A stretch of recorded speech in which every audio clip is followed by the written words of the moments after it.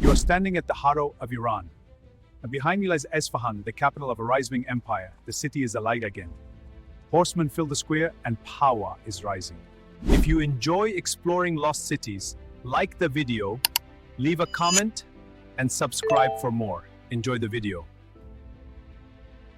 You're standing in the center of the largest public square in the world. It's 2 times the size of Rome's Piazza San Pietro, surrounded on all 4 sides by 2-story arcades, 512 meters long, 163 meters wide. To your north, a massive bazaar entrance, its tile work glittering in the morning sun. To your south, the Shah Mosque, its dome covered in thousands of turquoise tiles, rising 52 meters into the perfect blue sky. To your east, the private mosque of Sheikh Lotfollah, its dome the color of shifting sand and sunset. To your west, Ali Kapu Palace, 6 stories tall, where the Shah himself watches over everything. This is 𝐭𝐭𝐞𝐩𝐈𝐧𝐭𝐨𝐇𝐢𝐬𝐭𝐨𝐫𝐲𝐲, the image of the world, the royal square of Isfahan, and the year is 1620. You're in the capital of the Safavid Empire, the center of Shia Islam, the end point of the Silk Road, the city of gardens, bridges, and blue-tiled domes. Persians have a saying, Isfahan nesf-i-jahan. Isfahan is half the world. Today, you're going to find out why. Welcome to 24 hours in Isfahan. Dawn, just before sunrise. The sky is shifting from black to deep purple to pale blue. You're standing on the 𝐒𝐭𝐞𝐩𝐈𝐧𝐭𝐲𝐲, one of 11 bridges crossing the Zayandeh River, the river that gives life to this desert city. The bridge is not just a crossing, it's a 2-level pavilion, stone arches below for the water, a covered gallery above for people, niches for sitting, tile work everywhere. Right now, it's quiet. A few early travelers, merchants preparing for the day. Then, from across the city, you hear it. Allahu Akbar, Allahu Akbar, the dawn call to prayer. But not just one voice, dozens from minarets across Isfahan. Unlike Sunni cities, the Shia call to prayer adds a line, Ashhadu anna Aliyan Waliullah. I bear witness that Ali is the friend of God. This matters. Isfahan is the capital of the first Shia empire in history. Shah Abbas I made it official, converted the empire from Sunni to Shia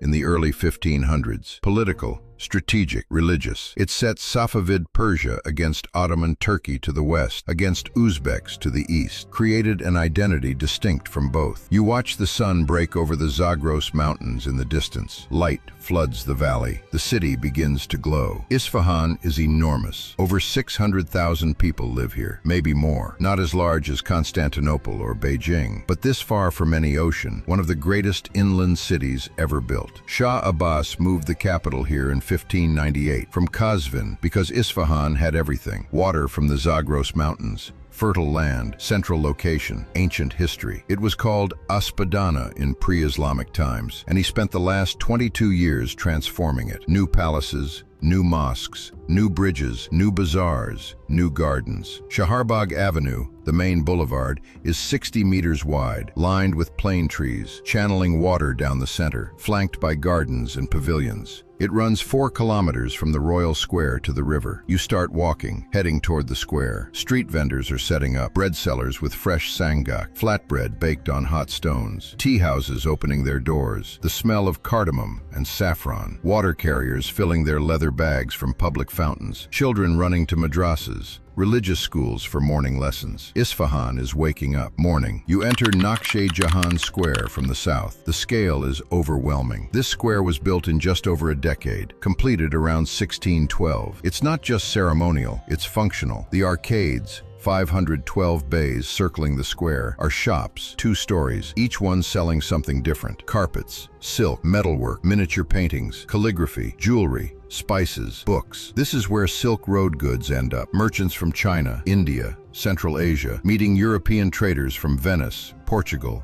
England. Shah Abbas is brilliant at trade. He welcomed Armenians, Christians to Isfahan, gave them their own quarter called New Julfa. Why? Because they control networks across both Christian and Muslim worlds. They can trade where Persian Muslims cannot. Religious pragmatism. In the center of the square, something is happening. Wooden goalposts are being set up at each end of the square. This isn't just a plaza, it's a polo field. Polo, chawogan in Persian, was invented here in ancient Persia. Kings played it, nobles trained in it. You watch from the arcade as horsemen enter the square. Maybe 20 riders wearing turbans and flowing robes. They're carrying long mallets, curved at the end. A ball is thrown into the center, carved from willow root. The game begins. Horses thunder across the square, mallets swinging, the ball ricocheting off arcade pillars. It's violent, fast, skillful. Spectators line the arcades, cheering, placing bets. Above, on the Ali Kapul balcony, you see movement. Shah Abbas himself is watching. The palace is 6 stories tall. Its most famous feature, the talar, the covered balcony on the 3rd floor. 18 slender wooden columns support a flat roof. The Shah sits here and watches everything. Polo games, military parades, public executions. It's a throne in the sky. The columns are covered in mirror work, tiny fragments of glass, creating geometric patterns that catch light and multiply it infinitely. This is Safavid aesthetics, not massive and heavy like Ottoman architecture. Light, reflective, almost weightless. You can't enter the palace without permission, but you can see it from below. The balcony projecting over the square. The Shah, a distant figure in silk and jewels. He rules the largest empire in the Islamic world right now, from Baghdad to Herat, from the Caucasus to the Persian Gulf. And he rules from here, from this balcony, looking down at Isfahan, the city he's made into paradise. Mid-morning, you enter the bazaar through the northern gate of the square. Instantly, the world changes. Outside, sun, open sky, the square's vast geometry. Inside, dimness, covered corridors, labyrinthine complexity. The Isfahan Grand Bazaar is one of the oldest and largest in the world. Over 2 kilometers of covered corridors, vaulted brick ceilings, arched passageways, interconnected caravanserais, courtyard inns. Light enters through circular openings in the ceiling, shafts of dusty sunlight. The bazaar is organized by trade, each section specializing. You're walking through the carpet section now. Merchants sit cross-legged in small shops, surrounded by rolled carpets stacked floor to ceiling. One unfurls a carpet for you, silk and wool, hand-knotted, maybe 500 knots per square inch. It took 6 months to make. The design, intricate floral patterns, vines, leaves, blossoms, a central medallion. Safavid carpets are the finest in the world. European royalty collects them. They hang them on walls, not floors. Too valuable to step on. The merchant explains, this one was made in a royal workshop. Shah Abbas employs hundreds of weavers. He shows you the colors.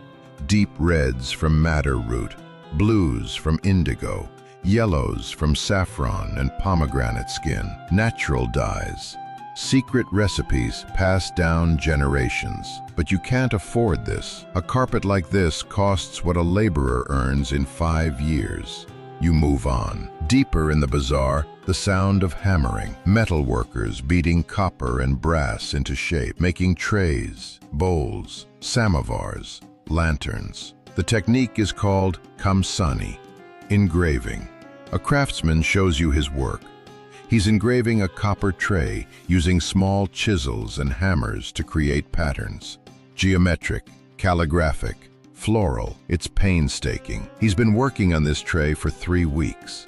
When finished, it will be tinned on the inside, safe for food, beautiful to look at. These trays end up in palaces, in wealthy homes. Some are exported to India, to Turkey, to Europe. Isfahan's metalwork is famous, like its carpets, like its tiles, like everything made here. Shah Abbas understands art is power, beauty is propaganda. If Isfahan makes the most beautiful things in the world, Isfahan must be the most civilized city in the world. You enter a large courtyard. This is a caravanserai, a combination inn, warehouse, and trading post. 2 stories surrounding a central courtyard. Ground floor, stables and storage. Upper floor, rooms for merchants. Right now, it's busy. A caravan has just arrived from Bukhara. camels being unloaded, bales of silk, spices, Chinese porcelain. Merchants are negotiating in Persian, in Turkish, in Arabic, in Armenian, translators facilitating, money changers assessing coins, Safavid Abbasi, Ottoman akçe, Venetian ducats, Indian rupees. This is globalization, 1620 style. You buy tea from a vendor, strong black tea with rock sugar, served in a small glass with saffron strands floating on top. Sitting on the edge of the fountain, you watch the organized chaos of international trade. Midday, you cross back to the royal square. The sun is directly overhead now. The heat is building, but you're heading inside. The Shah Mosque, Masjid-e-Shah, dominates the southern end of the square. Construction started in 1611. It's still not finished. Won't be until 1629, but enough is complete to be overwhelming. The entrance portal is massive, 27 meters high, covered entirely in tile work, not painted tiles. Haftrang, 7-color tiles, each one hand-painted, fired, glazed. The colors: cobalt blue, turquoise, white, yellow, green, black, a little red.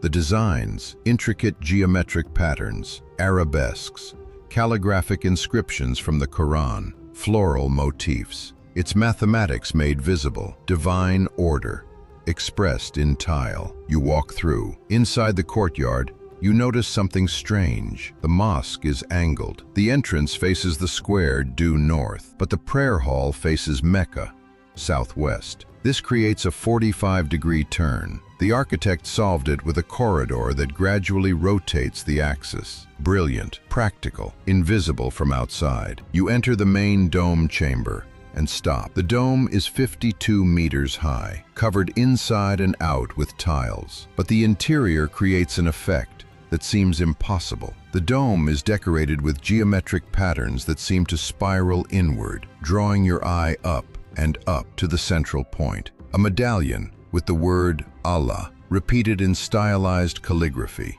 Light enters through windows around the dome's base, creating a glow. But there's more. You stand at the exact center of the chamber, under the dome's apex. You clap once. The sound reverberates, echoes, multiplies. 7 echoes, perfectly audible. This is acoustic engineering designed into the dome's proportions and tile patterns.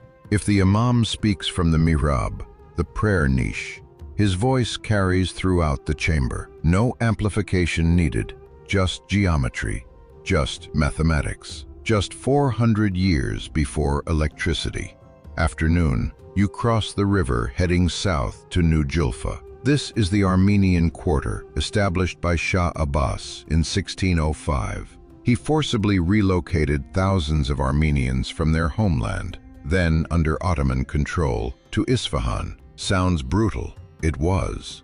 But he gave them land, exempted them from certain taxes, allowed them to build churches and practice Christianity. Why? Because he needed their trading networks, their connections to Europe, their skills in silk production. You enter the Cathedral of the Holy Savior, Vank Cathedral. From outside, it looks like a mosque.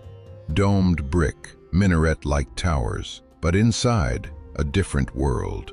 The walls are covered with fresco biblical scenes, the Last Judgment, heaven and hell, saints and angels, but painted in Persian miniature style, floral borders, detailed clothing, faces that look more Persian than European. This is cultural synthesis, Armenian Christianity expressed through Safavid Persian aesthetics. There's even a printing press here, one of the first in Iran, printing Armenian Bibles and religious texts. In the Armenian quarter, workshops produce silk. Raw silk comes from Gilan on the Caspian coast. It's brought to Isfahan, processed, woven, dyed. Armenian merchants control much of the export. To Venice, to Amsterdam, to London. You watch weavers at work. Silk threads on vertical looms, shuttles flying back and forth. The cloth emerging is iridescent, changes color depending on angle and light. This silk will become court robes, carpets, wall hangings, traded for European silver, Indian spices, Chinese porcelain. The global economy runs on silk, and Isfahan is a central node.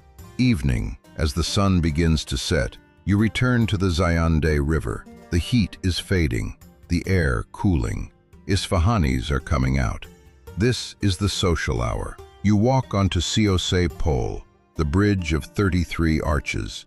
It's 300 meters long, built in 1602, double level. The lower level has arches where the water flows through. The upper level is a wide pedestrian walkway with octagonal pavilions at intervals. People are everywhere, walking, sitting in the niches, talking, watching the water. Musicians are playing. Tar, a Persian lute. Ney, a reed flute. A singer performing classical Persian poetry. You recognize the words. Hafez, the 14th century poet, still recited, still loved. In the green garden of the beloved, the nightingale sings of the rose. What does the gardener know of love? He only sees thorns. The river reflects the sunset. Orange, pink, gold. Upstream and downstream you can see other bridges. 𝐭𝐭𝐞𝐩𝐈𝐧𝐭𝐨𝐇𝐢𝐬𝐭𝐨𝐲𝐲, Kaju Bridge, Marnan Bridge, each one different, each one beautiful. You walk up Chaharbagh Avenue. On both sides, walled gardens, some private, some semi-public. Persian gardens follow a specific design, 4-part Chaharbagh layout, water channels dividing space into quadrants, symbolizing the 4 rivers of paradise, trees providing shade, flowers in geometric beds, fountains, pools, pavilions for sitting. This is the Persian concept of paradise, paradisa, enclosed garden. The word entered Greek as paradisos, then Latin as paradisus, then English as paradise. You're literally walking through paradise. Night falls. The square empties slowly, but in the arcades, tea houses are filling up. You enter one, low platforms covered with carpets, cushions for sitting, hookahs bubbling, tea being poured.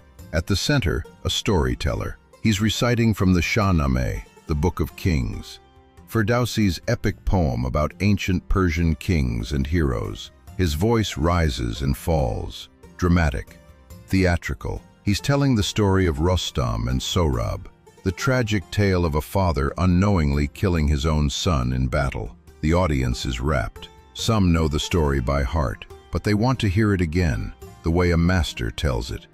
This is how history survives, through repetition, through performance, through collective memory. You leave the tea house, walk to the edge of the city. The stars are out. Brilliant. No light pollution, just the cosmos. Persian astronomers have been studying these stars for millennia. Nasir al-Din al-Tusi, Omar Khayyam, al-Biruni built observatories, calculated planetary movements, created star catalogs. Some of their work came through Baghdad's House of Wisdom. Some was original. Now, in Isfahan, scholars continue the tradition, not in the spotlight like Baghdad once was, but steady, persistent. Knowledge doesn't disappear. It flows like water, finding new channels when old ones dry up. You're back on the Kaju Bridge. Midnight. The city is quiet now. You think about the saying, Isfahan nesfe jahan. Isfahan is half the world. It's not literally true. Constantinople is older. Beijing is larger. Paris is richer. But Isfahan has something else. Beauty, intentionally crafted, meticulously designed. Shah Abbas didn't just build a city. He built a statement. This is what Persian civilization can achieve. This is what Shia Islam can create. This is what happens when trade, art, religion, and imperial power align. It won't last forever. Afghan invasions will come in 1722. The Safavid dynasty will collapse. Isfahan will decline. But for now, in 1620, this is as good as it gets. The blue domes, the bridges, the gardens, the carpets, the poetry, the trade. half the world. Maybe not in size, but in beauty, in cultural achievement. For one perfect moment, Isfahan might actually be half the world. You've spent 24 hours in Isfahan, and you've seen paradise on earth. Welcome to Step into History. If you want to explore more lost golden ages, subscribe and leave a like if you enjoyed it. Let me know in the comments which city we should step into next. The Safavid Empire may be gone, but Isfahan's beauty endures.